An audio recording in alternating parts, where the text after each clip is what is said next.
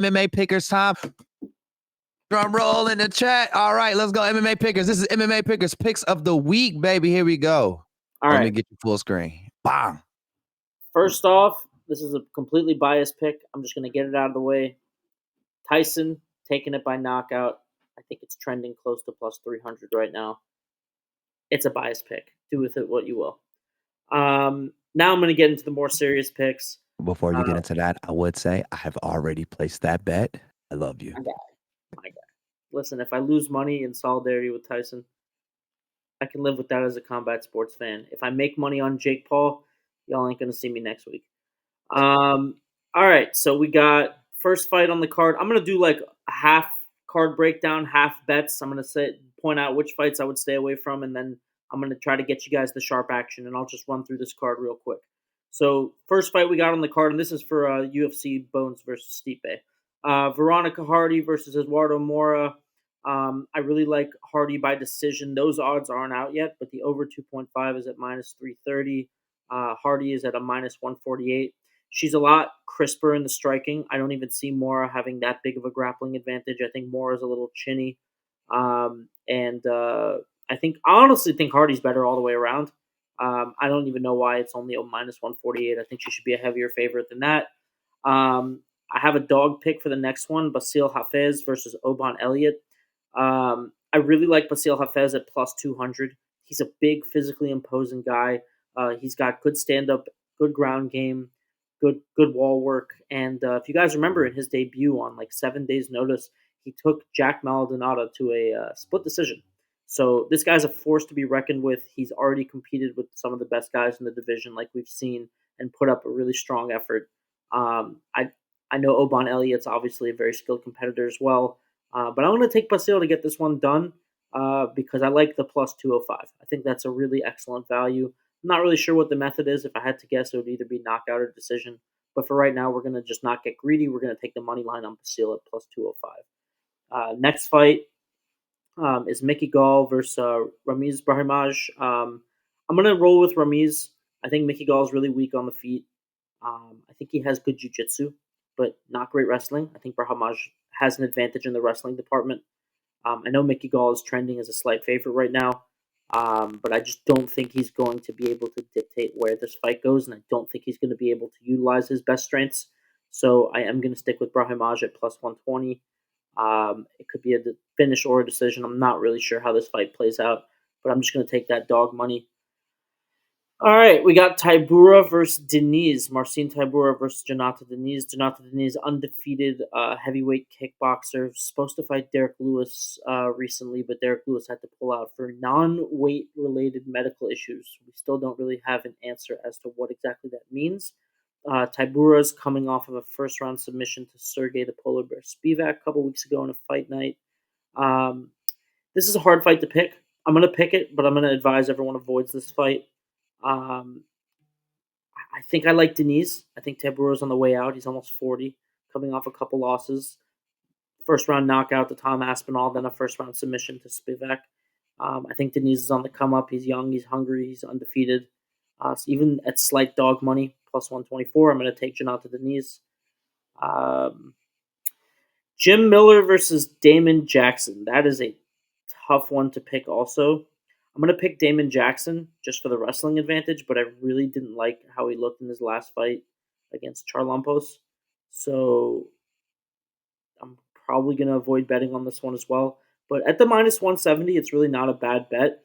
The over 2.5 is at minus 140. I like that bet quite a bit as well. Although you got to be careful with Jim Miller. You know, he's got a couple sub 1 minute knockouts on his record. So but both very durable guys, both very good ground games, both kind of, reaching the pinnacles of their careers almost at the end. So I like the over. The minus the over 2.5 at minus 140 is actually pretty solid here. I'll probably rock with that.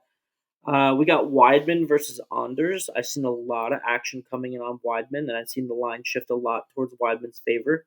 He's still a very slight underdog at plus 102 to Eric Anders minus 122. I think people are really high on him after that performance with Bruno Silva, but he's a little bit of a wild card. We still don't know what's going on with that leg or how that's going to hold up. Eric Anders hits like a ton of bricks. Obviously, Weidman had a big wrestling advantage over Silva, which he utilized quite well. I don't know if he'll have the same level of grappling advantage over Eric Anders. Um, these are hard to pick.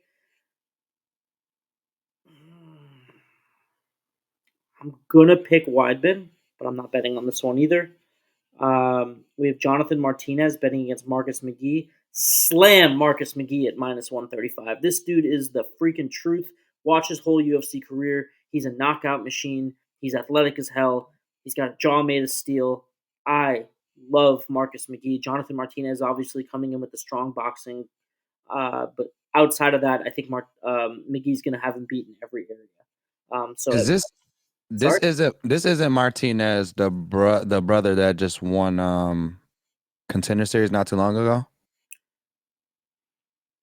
No, I don't think so. I think this is I think this guy's been in the league for a while, but I'll double Okay. check. That's actually a good point. I forgot there were two now. But either way, over either of them, I'm taking McGee. I'm very high on McGee.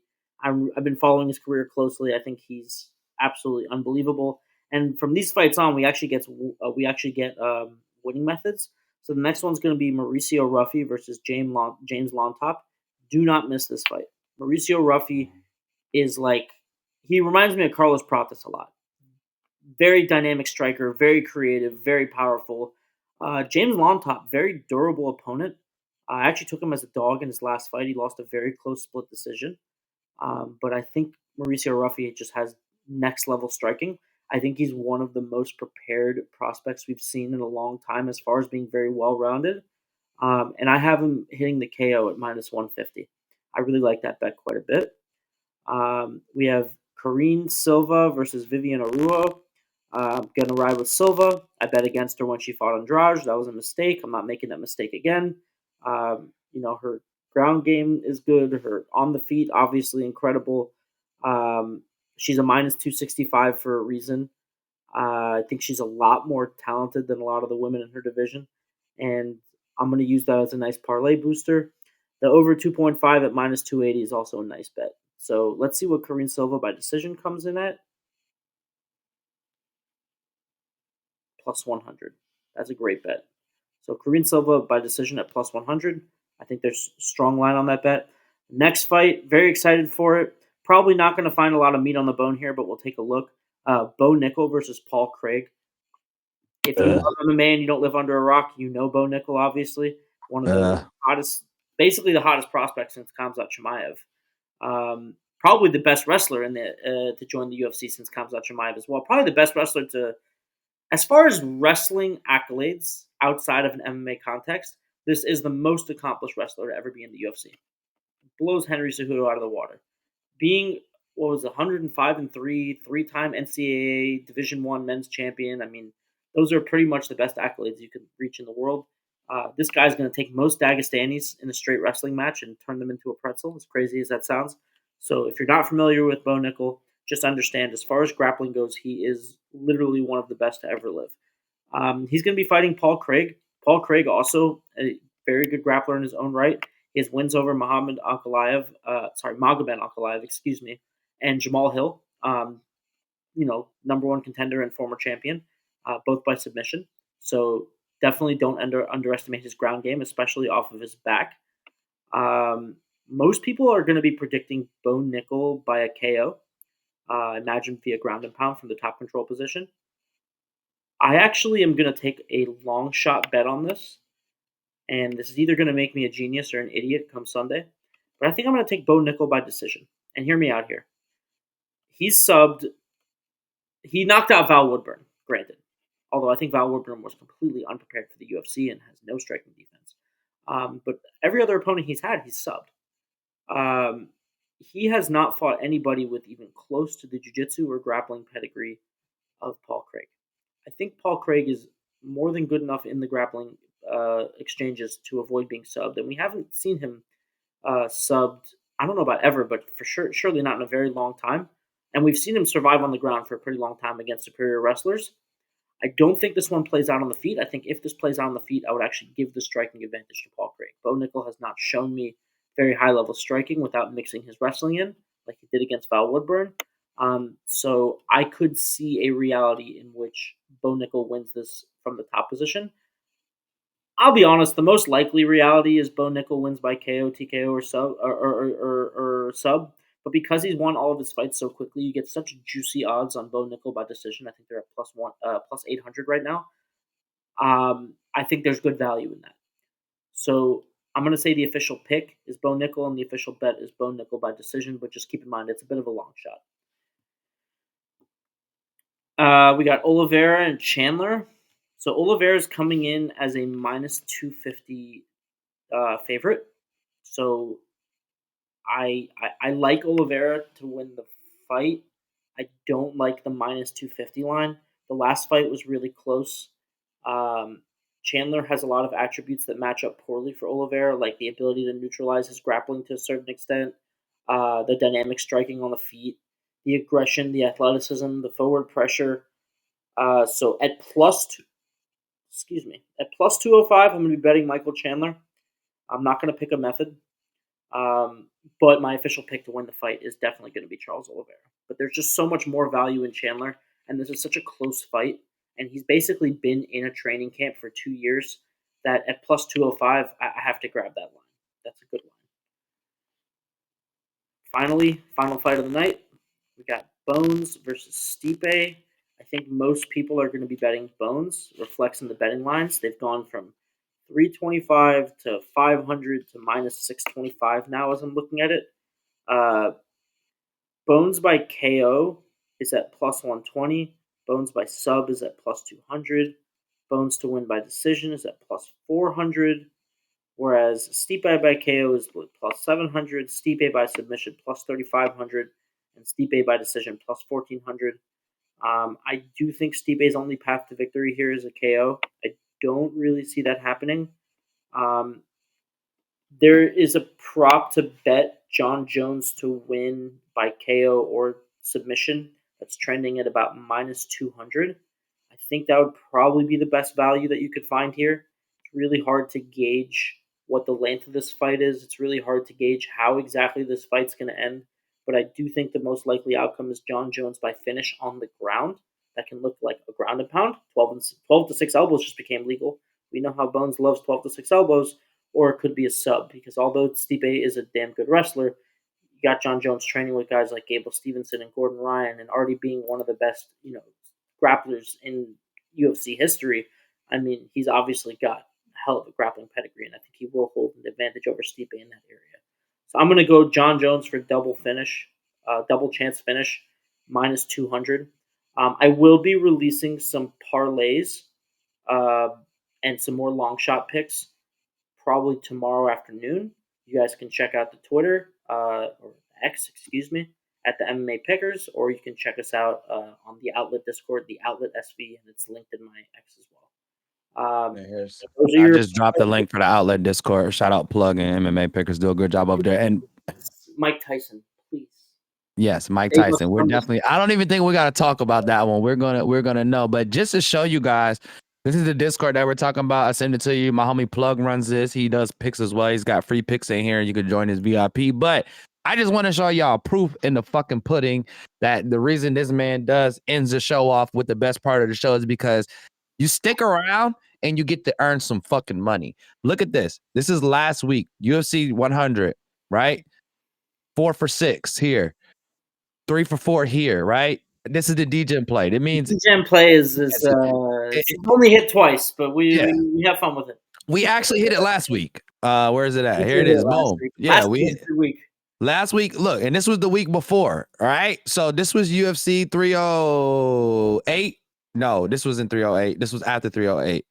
This was That was UFC. Edmonton. Yeah, Blanchfield versus Fight Rose. night. Yes, Fight Night Edmonton. And this is what he did on this one. He only missed one freaking pick, dude. And if you were in the show, you got all of those picks, right? So this is why we do this at the end of the show. It's our little give back to people who stick around and hang out with us, and just to show love to our fan base, the one that we are building out, man. And MMA Pickers does extensive Oh, and research, it's like I all said. 100% free. Yes, it's free. I have a good day job. I'm not trying to make money as a gambler.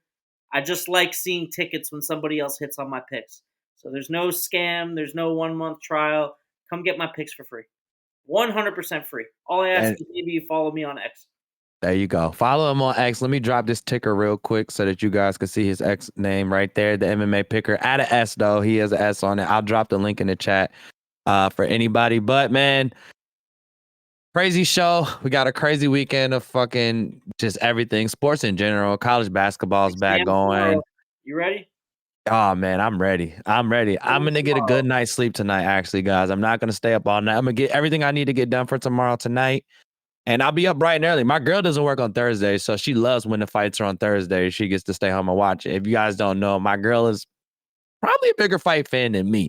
I go more in depth into details and like history and stuff like that, but actually sitting down and watching fights from early prelims to the end, my girl's a champ. She's an OG. She will literally watch UFC prelims from the beginning to the end. I honestly didn't really start watching them that much until he started giving me good prelim picks. So now I watch all the prelims too, but normally I would just watch prelims that I know, like the new guys I wouldn't really watch like that. But amazing week of sports. This was a really long one today, but hey, man, the really long ones are the really good ones. If you stuck around, you probably got some good value and picks on Karate Combat for the app, Karate Combat for regular betting, and you got a lot of good picks for betting. I agree with majority of those picks that he said. I don't like Bo Nickel, so I'm probably not going to bet on him. I'm not a big Bo Nickel fan. I'm not a huge fan of the wrestlers, man. I think John Jones is like the only wrestler I actually like. Other than that, I will have to think of somebody. Well, Gilbert Burns. I'm a real big Gilbert Burns fan. I love Gilbert Burns. Hey, he's a jiu-jitsu guy. Don't worry, you're good. Yeah. So he's a big jiu-jitsu guy. He's good in grappling and wrestling. But yeah, I've never really been a big fan of the wrestlers, man. I'm trying to think of somebody that I really liked as a wrestler. I didn't like Khabib because he just kept mauling everybody. Michael Chandler. He's fun. Okay, I could say Michael Chandler. I liked Michael Chandler because Michael Chandler, like when I didn't like him, he made me like him. I like somebody when I don't like you and you make me like you by doing something like beating up one of my favorites or something. That'll make me like you. Like, I know you love Dreekus. Huh? I know you love Dreekus. Yeah, so that's the end of the show. That's episode 12 of the Warriors Voice. You obviously know I hate Dreekus. If anybody in here, I'm not a big fan. I don't say I hate him. I won't hate anybody. I'm not a big fan of him and his personality or whatever in fighting. He's a great fighter. Amazing fighter. He's the champ, and he's the champ for a reason. Really great. Amazing wrestler. Very awkward person. But gotta respect the champ. The champ is a champ. Hey, listen, but I am King Apollo. This is my boy MMA Pickers. Mac Tyson has already left, but he is just as gracious and important as both of us. This episode 12, man. Episode 13 we'll bring to y'all next week. I was gonna try to do 2 shows this week and do a Friday show too. I don't think I'm gonna put my co-host through this. I don't know, put myself through it. I like hanging out with you on here, man.